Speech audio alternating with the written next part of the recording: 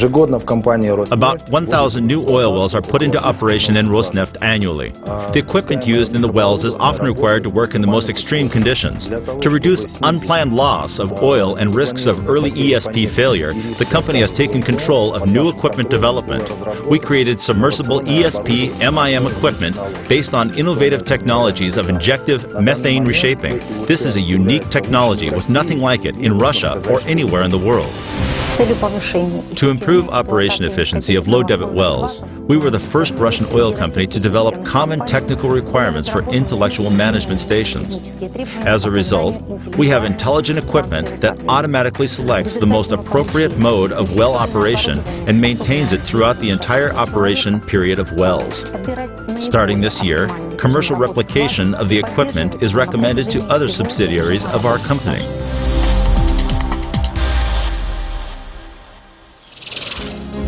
There are 168,000 employees, 2,000 gas stations, 414 deposits, 7 refineries, and 343 billion rubles of net profit. There are proven oil reserves for 21 years and natural gas reserves for 67 years. We are Rosneft, the largest oil company in Russia, presented in the World Energy Sector Leaders Club. In 2010, there were almost 120 million tons of crude oil in the pipeline of the company, 12 million of it from Vankor field, achieving its planned production capacity for 2010. The company started reconstruction of its biggest and most important oil refineries, signed major deals in China, Europe, UAE, and North Africa, and still ranks first in Standard & Poor's Information Transparency Ranking.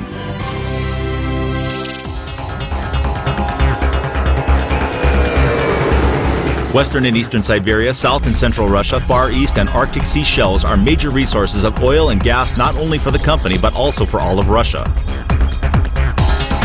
Hundreds of geological sites in Russia and abroad are currently being explored.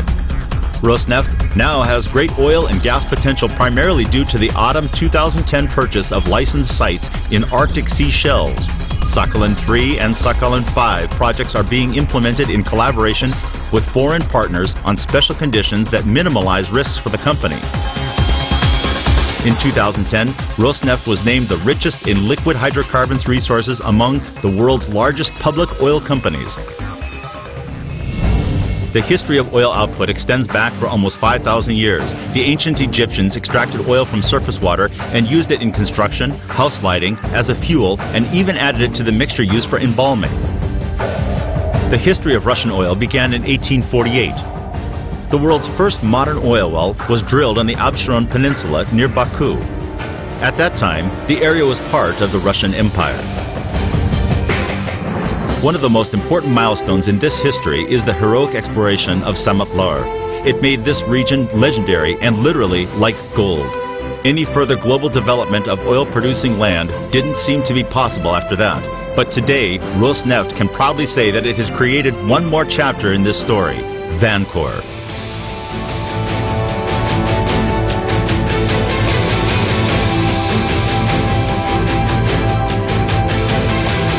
The oil field was discovered 23 years ago.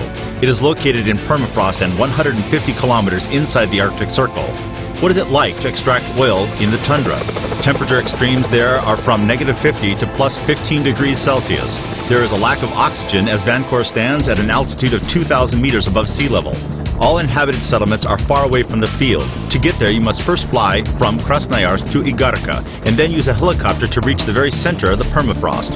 In case of non-flying weather, the only way out is a winter road, actually a path through the snow, which takes about 24 hours by special-purpose vehicles. But despite all the difficulties, we heavily invested in Vankor. Already after the first year of its full operation, the field is the second largest in the company. Vankor launched 19 so-called pads, or shrubs, with 71 boreholes. They are already used for oil production. Drilling rigs that have made 301,000 meters a year are now preparing new wells. It sometimes gets down to -64 degrees Celsius on the Vankor field in winter. Despite the fact that the average temperature in this climate is almost always below zero, there is a thermostabilizer under each of the hundreds of thousands oil containers and piles. A thermostabilizer is just a cooler. Oil from wells enters tanks at about 30 degrees Celsius. The ground under the tank can be melted because of heating, which can lead to construction damage. Therefore, there is a need to constantly cool down each structure in contact with oil, even in winter.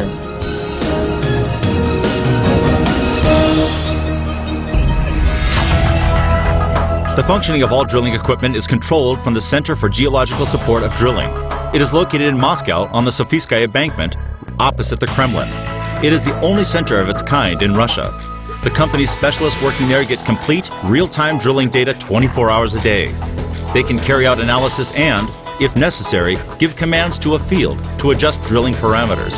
This process allows the organization to avoid mistakes and save the company significant time and money.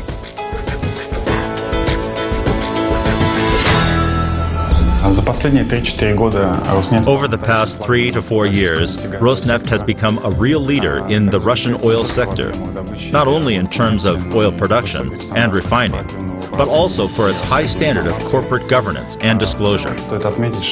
In general, due to the change of top management, the company does not rest on its laurels.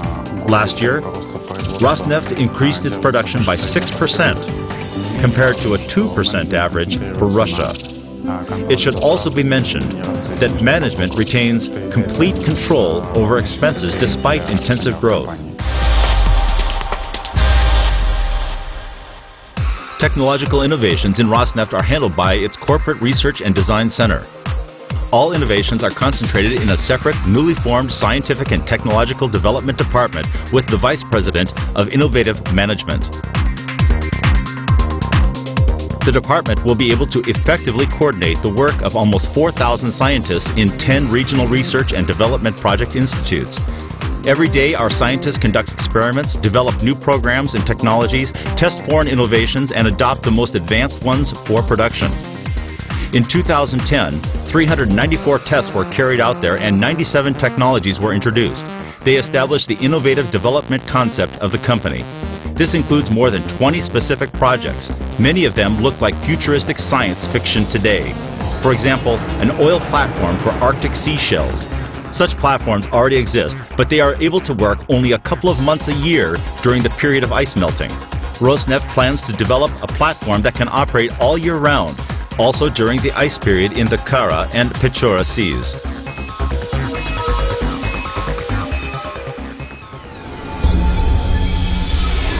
Rosneft has 7 of its own refineries, which process almost half the oil produced. The largest of them, Novokuvishsk and Tuapse refineries, are under reconstruction. The Tuapse refinery is fully upgraded. Actually, a new modern factory was built on its territory. Also, its geographical location is particularly profitable for the company. It is just a few meters away from the Black Sea coast. The construction of a new marine terminal intended for export of the plant's products is in progress. The over 60-year-old Novokuvishsk refinery has also undergone significant reconstruction. The company has launched a new plant for oil refining able to produce Euro 4 and Euro 5 level products in the shortest time possible. An oils and additives plant built on the refinery's territory produced more than 100 items last year, equal to 580,000 tons of oils, additives, and other related products, which is almost 8% more than in 2009. The company plans to further develop deep processing, producing products with higher added value. This is one of the strategic directions of Rosneft development. There's some oil in medications we have at home.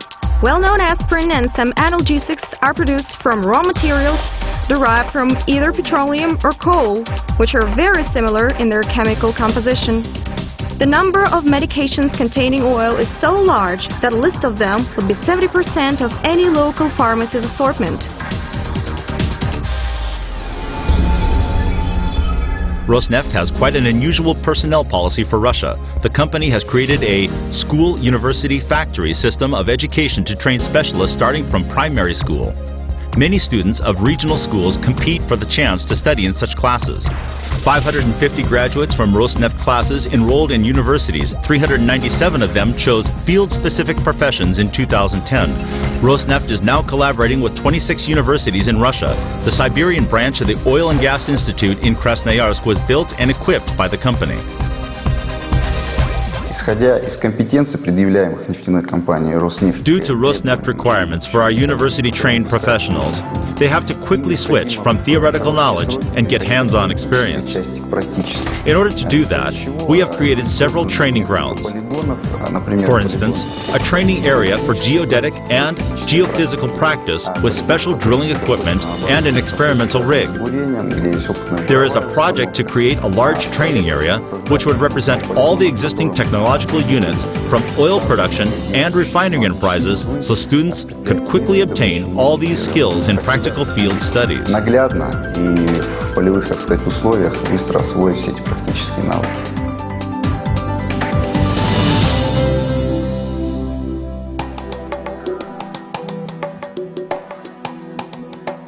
Understanding its responsibility for the future of the country, Rosneft does its best to preserve the natural environment and prevent environmental disasters. For example, Vancor Field has no buildings, roads, nor pipelines that are built without the consent of environmentalists. It came up with green technology to create roads on sand pillows.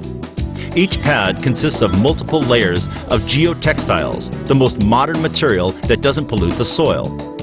Such a complex structure is designed primarily because the fact that all materials can be removed without polluting the soil after the deposit is worked out. Pipelines at Vancor were constructed as high as possible in order to preserve the natural paths of wild animals. All the pipes in each field are regularly examined for corrosion to prevent oil leakage. It is done with a special high-tech device that moves slowly down the pipe, scanning every inch of metal. On Vancor, there is a closed system for safe disposal of processed gas instead of a flare system common in Russia. There are no flares in the conventional sense, and combustion takes place in a special enclosed chamber. This flare emits no smoke, and it has a hood for air suction which helps cool down the chamber during gas combustion. The system removes 99.9% of gaseous carcinogens. It can even be used in inhabited areas.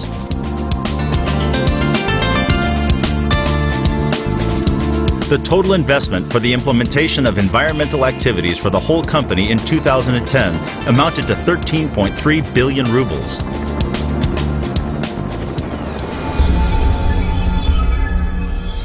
Unlike most companies, Rosneft has its own oil export terminals in Tuapse, Dekastre, Nakhodka, and Arkhangelsk.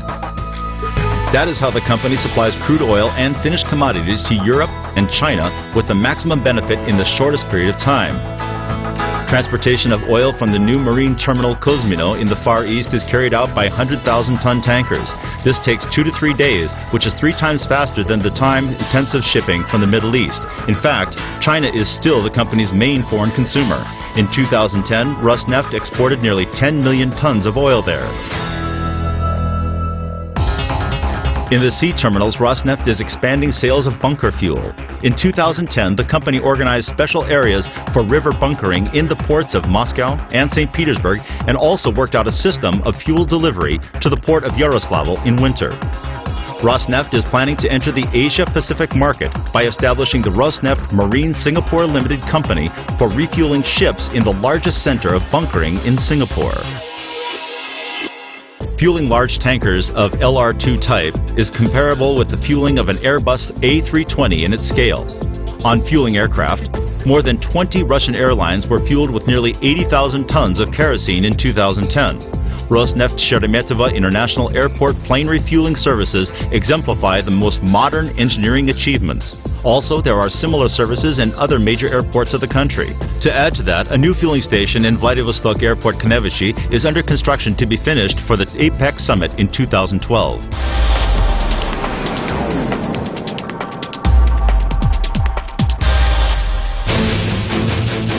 Young, fast-growing, ambitious, and transparent. That's how the Rosneft company can be characterized.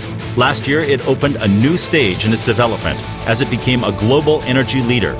Its updated strategy has generated new challenges and long-term goals to ensure sustainable growth and profits for its shareholders. Impressive achievements in 2010 ensured a good starting point for implementing the new strategic plans of Rosneft.